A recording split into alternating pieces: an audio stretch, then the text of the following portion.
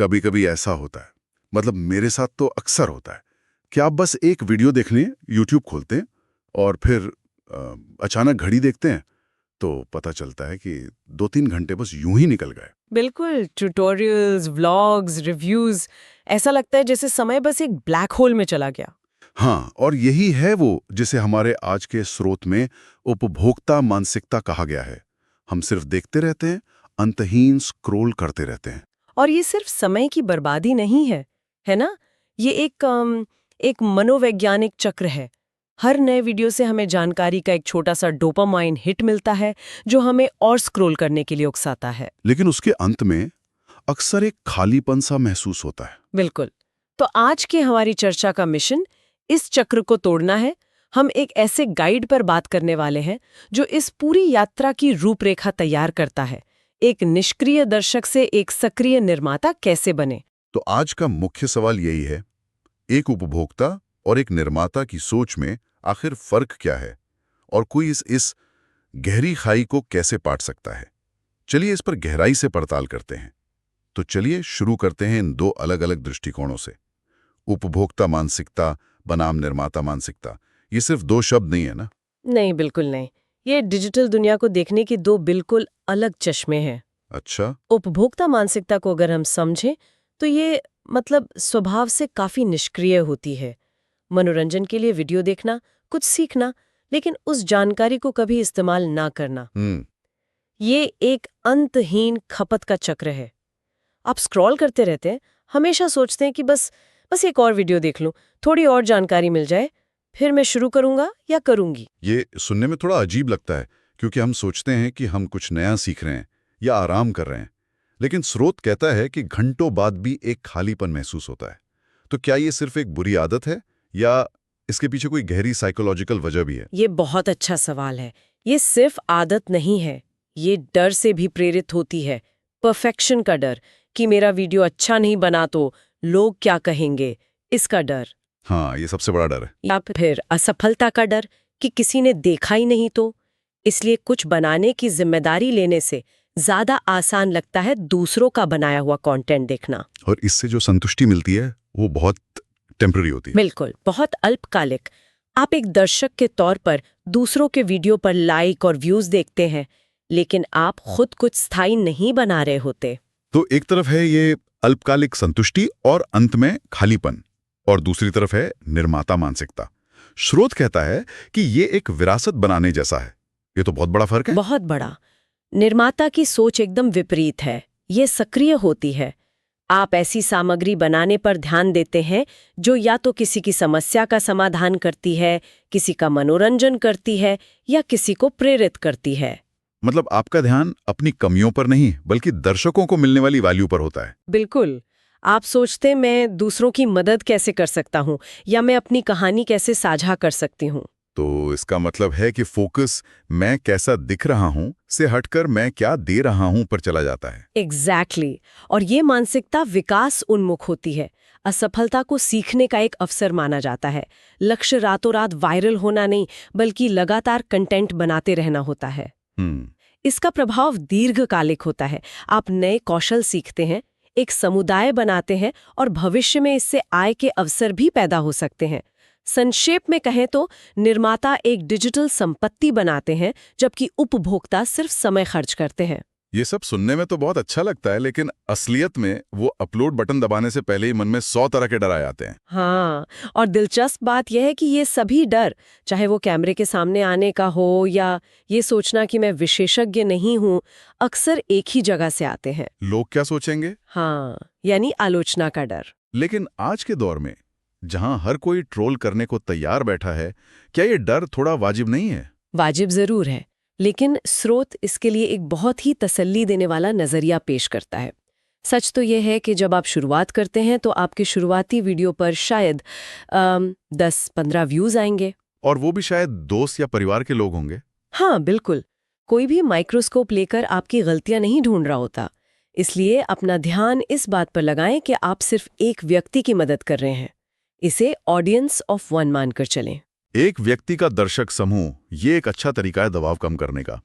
लेकिन उस impostor syndrome का क्या, ये महसूस करना कि मैं तो इस विषय का विशेषज्ञ ही नहीं हूं या मुझसे बेहतर तो हजारों लोग हैं। इसके लिए स्रोत एक बहुत शक्तिशाली विचार देता है। परफेक्शन पर प्रामाणिकता की जीत होती है। सोचकर देखिए, यूट्यूब पर पनीर बनाने की हजारों रेसिपी हैं, लेकिन सिर्फ आप ही अपनी दादी की उस खास रेसिपी को उस कहानी के साथ बता सकते हैं जो इससे जुड़ी है। वो आपका अनोखा दृष्टिकोण है। आपको दुनिया का सबसे बड़ा विशेषज्ञ होने की जरूरत नहीं है। बस अपना अनुभव और अपना नजरिया ईमानदारी से साझा करना है। बिल्कुल, लोग उसी से जुड़ते हैं। और कैमरे के सामने की झिझक, बहुत से लोग तो अपनी आवाज रिकॉर्डिंग में सुनकर ही असहज हो जाते हैं। अरे, मैं अपना पहला वीडियो याद करती हूँ। आवाज ऐसी थी जैसे मैं किसी कुएं से बात कर रही हूँ और मैं कैमरे में देखने की बजाय छत को देख रही थी। ये सबके साथ होता है। हाँ, ये तो है। स्रोत सलाह देता है कि आप निजी तौर पर खुद को फिल्माने का अभ्यास करें, बिना अपलोड करने के इरादे से। अगर शुरुआत में बहुत असहज महसूस हो तो वॉइस ओवर वाली वीडियो से शुरू कर सकते हैं, या बिना चेहरे वाले कंटेंट से। हाँ, दोहराव से आत्मविश्वास बढ़ता है। हर बार ये थोड़ा थोड़ा आसान होता जाता है। और एक डर जो बहुत से लोगों को हमेशा के लिए रोक देता है, वो है परफेक्शनिज्म। ये इंतजार करना कि मेरे पास सबसे अच्छा कैमरा होगा, सबसे अच्छी स्क्रिप्ट होगी, तभी मैं शुरू करूंगा। और वो सही समय तो कभी आता ही नहीं। हाँ, कभी नहीं आता। समाधान है, अपूर्ण शुरुआत करें। प्रगति परफेक्शन से ज्यादा महत्वपूर्ण है। आपका पहला वीडियो शायद सबसे अच्छा नहीं होगा, लेकिन वो एक शुरुआत होगी।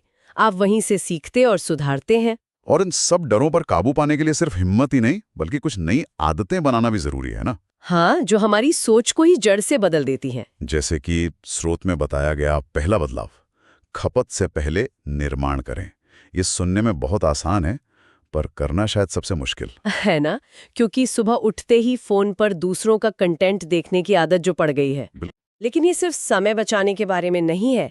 जब आप दिन की शुरुआत कुछ बनाने से करते हैं, चाहे वीडियो की रूपरेखा लिखना हो या कुछ शूट करना हो, तो आप अपने दिमाग को एक रचनात्मक मोड में डाल देते हैं। एक्टिव मोड में। हाँ, एक्टिव मोड में। वहीं अगर आप दिन की शुरुआत स्क्रॉल करने से करते हैं, तो आपका दिमाग निष्क्रिय और प्रतिक्रियाशील मोड में चला जाता है। ये छोटा सा बदलाव आपकी दिन भर की ऊर्जा को बदल सकता है। दूसरा बदलाव है मूल्य पर ध्यान केंद्रित करना। ये उस इम्पोस्टर सिंड्रोम वाली बात से भी जुड़ता है। सही कहा। जब आप हमेशा ये पूछते हैं, ये वीडियो मेरे दर्शकों की मदद या मनोरंजन कैसे कर सकता है, तो आपका ध्यान अपनी घबराहट से हटकर सेवा करने पर चला जाता है। और आपका आत्मविश्वास अपने आप बढ़ जाता है। बिल्कुल, क्योंकि आप जानते हैं कि आप किसी के लिए कुछ उपयोगी बना रहे हैं, भले ही वो परफेक्ट ना हो। और यहीं से तीसरा बदलाव आता है, अपूर्णता को गले लगाना। Done is better than perfect, यानी परफेक्ट से बेहतर है कि काम पूरा हो। ये सिद्धांत यहाँ बहुत काम आता है। आपके पहले कुछ वीडियो स्वाभाविक रूप से बेहतर होते जाएंगे। हर वीडियो के साथ आप एडिटिंग, कहानी सुनाने या कैमरे पर बात करने के बारे में कुछ नया सीखेंगे। लेकिन आप तभी सीखेंगे जब आप काम पूरा करके उसे पब्लिश करेंगे। स्रोत में एक और दिलचस्प बात कही गई है, वायरल होने से ज्यादा निरंतरता पर ध्यान दें। हर कोई चाहता है कि उसका वीडियो वायरल हो जाए। हाँ, लेकिन स्रोत कहता है कि ये गलत लक्ष्य है। क्यों? ये एक बहुत महत्वपूर्ण बात है, खासकर यूट्यूब के एल्गोरिथम को समझने के लिए। एल्गोरिथम को एक दोस्त की तरह सोचे। अगर कोई दोस्त आपसे मिलने का वादा करके कभी कभी ही आता है, तो आप उस पर भरोसा नहीं करेंगे, है ना? सही बात है। लेकिन अगर कोई दोस्त हर हफ्ते लगातार आपसे मिलता है, तो एक रिश्ता बनता है। यूट्यूब का एल्गोरिथम भी नियमित आदतों को पुरस्कृत करता है। अगर आप एक नियमित शेड्यूल पर वीडियो अपलोड करते हैं, तो प्लेटफॉर्म आपके कंटेंट को बढ़ावा देने की ज्यादा संभावना रखता है। मतलब एक वायरल वीडियो की लॉटरी का इंतजार करने से बेहतर है कि लगातार अच्छा काम करते रहें। बिल्कुल, यही असली विकास का रास्ता है। और आखिरी बदलाव है करके सीखना, सिर्फ ट्यूटोरियल देखते रहने की बजाय। हाँ, आप दूसरों के वीडियो देखकर बहुत कुछ सीख सकते हैं, लेकिन असली सीख तब होती है जब आप उसे खुद लागू करते हैं। अगर आपने कोई नई एडिटिंग ट्रिक सीखी है, तो सिर्फ उसे सेव करके ना रखें, उसे तुरंत अपने अगले वीडियो में इस्तेमाल करें। एक्शन लेना ही सीखने का सबसे तेज तरीका है। ठीक है, तो मानसिकता बदल गई, डर पर काबू पा लिया, नई आदतें भी बन गई। अब असल में काम कैसे शुरू करें? मान लीजिए किसी को आज ही शुरू करना है, लेकिन उसके पास सिर्फ एक फोन है, क्या यह काफी है? अरे, बहुत काफी है। ये एक बहुत बड़ा मिथक है कि आपको महंगे उपकरणों की जरूरत है। आज के समय में आपका स्मार्टफोन ही आपका स्टूडियो है। आजकल के स्मार्टफोन्स में बेहतरीन 4K कैमरे होते हैं। ऑडियो के लिए आप या तो अपने फ़ोन के इनबिल्ट माइक का उपयोग कर सकते हैं या फिर एक बहुत ही सस्ता लेवलियर माइक खरीद सकते हैं। वो ऑडियो क्वालिटी में ज़मीन आसमान का फ़र्क ला सकता है। और लाइटिंग के बारे में क्या? बड़ी बड़ी स्टूडियो लाइट्स की जरूरत तो नहीं? बिल्कुल नहीं। दुनिया की सबसे अच्छी लाइटिंग मुफ्त है। प्राकृतिक रोशनी, बस एक खिड़की के सामने मुंह करके रिकॉर्ड करें। और एडिटिंग? एडिटिंग के लिए कैपकट, iMovie या DaVinci Resolve जैसे कई मुफ्त और शक्तिशाली ऐप्स उपलब्ध हैं। DaVinci Resolve तो कई हॉलीवुड फिल्मों की एडिटिंग में भी इस्तेमाल होता है। तो तकनीक अब कोई बहाना नहीं है। तो उपकरण की समस्या हल हो गई। अब बात करते हैं पहले वीडियो के सफर की।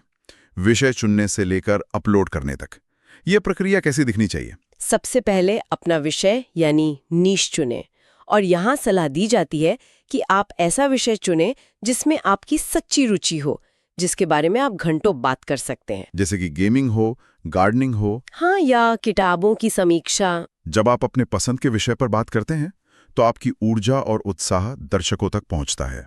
विषय चुनने के बाद चैनल सेटअप करना है। प्रोफाइल पिक्चर, बैनर, एक स्पष्ट विवरण। फिर आता है सबसे बड़ा कदम, पहले वीडियो की योजना बनाना।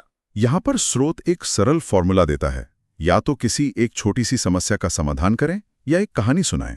अपने स्क्रिप्ट के लिए 3-4 मुख्य बिंदुओं की एक रूपरेखा बनाएं, लेकिन उसे शब्दशः पढ़ने की कोशिश ना करें, ताकि वो बातचीत जैसा लगे। बिल्कुल, इससे आपका वीडियो स्वाभाविक लगेगा। और शुरुआत में वीडियो की लंबाई 5 से 10 मिनट के बीच रखना अच्छा होता है। वीडियो शूट और एडिट हो जाने के बाद उसे अपलोड करने और ऑप्टिमाइज करने का काम आता है। कई लोग इसे हल्के में लेते हैं। हाँ, लेकिन ये शायद उतना ही जरूरी है जितना वीडियो बनाना, क्योंकि यहीं से लोग आपके वीडियो को खोज पाएंगे। आपको एक आकर्षक और खोजने योग्य शीर्षक सोचना होगा। और थंबनेल? हाँ, एक ऐसा थंबनेल बनाना होगा जो लोगों का ध्यान खींचे। सोचिए, एक पालक पनीर कैसे बनाएं का वीडियो है। एक थंबनेल में सिर्फ सब्जी की तस्वीर है, दूसरे में एक हंसता हुआ चेहरा है और टेक्स्ट लिखा है 5 मिनट में रेस्टोरेंट जैसा पालक पनीर। आप किस पर क्लिक करेंगे? दूसरे हवाले पर, जाहिर है। यही थंबनेल का जादू है। साथ ही विवरण और सही टैग्स का इस्तेमाल करना भी जरूरी है, ताकि YouTube समझ सके कि आपका वीडियो किस बारे में है और उसे सही दर्शकों तक पहुंचा सके। और एक बार वीडियो पब्लिश हो जाए तो कमेंट्स का जवाब देकर अपने शुरुआती दर्शकों के साथ जुड़ना, ये भी एक अहम हिस्सा है। बिल्कुल, ये एक समुदाय बनाने की दिशा में पहला कदम है। ये सब सुनने में काफी मेहनत का काम लगता है। मानसिकता बदलना, डर से लड़ना, लगातार वीडियो बनाना, आखिर में ये सब क्यों करें? इसका इनाम क्या है? इसके फायदे कई स्तरों पर हैं और ये सिर्फ पैसे या प्रसिद्धि तक सीमित नहीं है। सबसे पहला और सबसे बड़ा फायदा है व्यक्तिगत विकास। जब आप कैमरे के सामने बात करते हैं, अपने विचारों को व्यवस्थित करते हैं, तो आपका आत्मविश्वास और संचार कौशल बहुत बेहतर होता है। ये एक ऐसा कौशल है जो जीवन के हर क्षेत्र में काम आता है। और समुदाय बनाने वाली बात भी है, जो आज की डिजिटल दुनिया में बहुत मायने रखती है। बिल्कुल, आपको अपनी ट्राइब मिल जाती है। आप अपने जैसे समान विचारधारा वाले लोगों से जुड़ते हैं और समय के साथ आपका चैनल आय का एक स्रोत भी बन सकता है, चाहे वो विज्ञापनों से हो, स्पॉन्सरशिप से हो, या अपने खुद के उत्पाद या सेवाएं बेचने से हो। हाँ, सहयोग और साइड इनकम के नए दरवाजे खुलते हैं। और अंत में शायद सबसे महत्वपूर्ण फायदा है संतुष्टि का, जो उस खालीपन का सीधा जवाब है जिसके बारे में हमने शुरू में बात की थी। निश्चित रूप से अपने निष्क्रिय समय को, जिसे आप शायद सिर्फ स्क्रॉल करने में बिता देते, एक उत्पादक और रचनात्मक कार्य में बदलने से एक गहरी संतुष्टि मिलती है। आप कुछ ऐसा बना रहे हैं जो स्थायी है, एक डिजिटल विरासत जो वहां हमेशा रहेगी। तो आज की चर्चा का मुख्य संदेश यही है, एक उपभोक्ता और एक निर्माता के बीच एकमात्र और सबसे बड़ा अंतर एक्शन है। ये याद रखना जरूरी है कि आपके पसंदीदा यूट्यूबर्स, जिनके लाखों सब्सक्राइबर्स हैं, उन्होंने भी 0 व्यूज और एक अपूर्ण वीडियो के साथ ही शुरुआत की थी। बिल्कुल सही। कोई भी शुरुआत से ही परफेक्ट नहीं होता। पहला कदम उठाना ही सबसे मुश्किल और सबसे जरूरी हिस्सा है। यात्रा वहीं से शुरू होती है। तो इस चर्चा से आगे बढ़ते हुए एक विचारणीय प्रश्न यह है, ऐसी कौन सी एक छोटी सी कहानी, कौशल या जानकारी है जो किसी के पास है और जिसे वे इसी हफ्ते एक छोटे अपूर्ण वीडियो में साझा कर सकते हैं? जरूरी नहीं है कि वो एकदम सही हो, बस उसे साझा किया जाए।